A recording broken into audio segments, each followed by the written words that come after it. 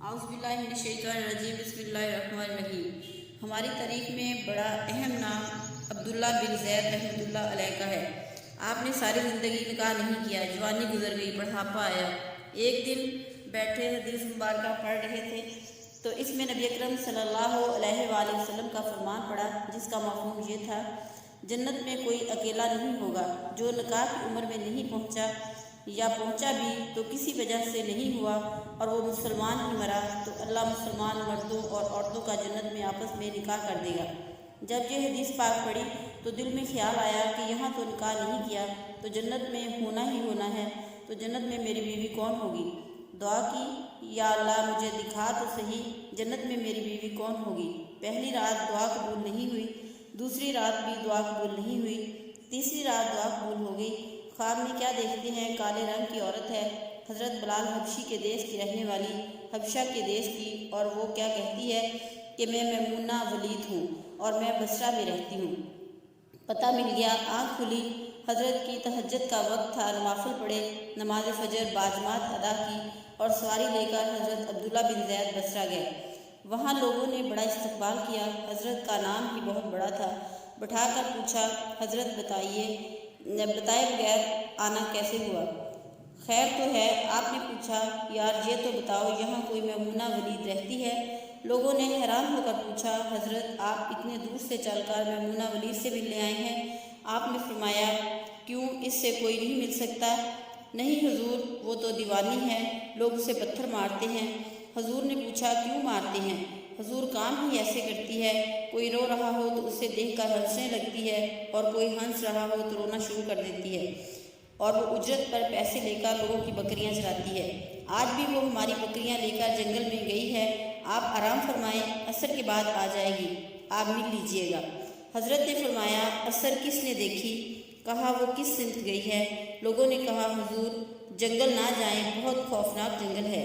आपने फरमाया, बताओ किस तरफ गई है। लोगों ने बताया, आप फरमाते हैं कि मैं निकल गया।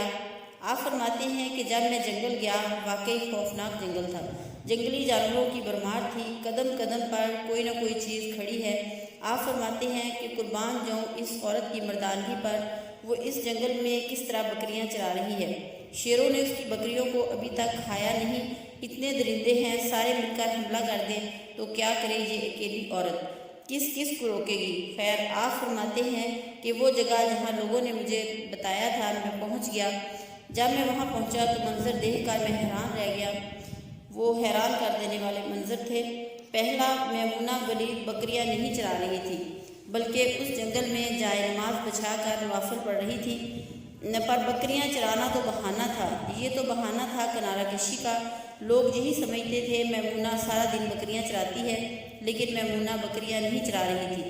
दूसरा क्या देखा कि मैमूना तो नमाज पढ़ रही हैं, फिर बकरियां कौन चरा रहा है। बकरियां तो एक जगह नहीं रुकती, कहीं इधर चली जाती हैं, कहीं उधर। आप फरमाते हैं कि मैमूना नमाज पढ़ रही थी और शेर बकरियां चरा रहे हैं। बकरियां चल रही हैं, शेर उनके इर्द गिर्द घूम रहे हैं। अगर कोई बकरी भागती है, उसकी फितरत है शरारत करना, तो शेर उसे पकड़कर वापस ले आता है, लेकिन कहता कुछ नहीं।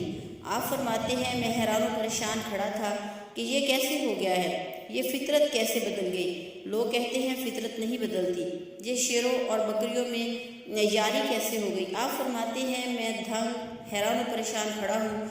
मुझे नहीं पता कि कब मैमूना वलीद ने नमाज ख़त्म कर दी और मुझे मुखातब करके कहती है कि ए अब्दुल्ला, मिलने का वादा तो जन्नत में था, आप यहाँ आ गए।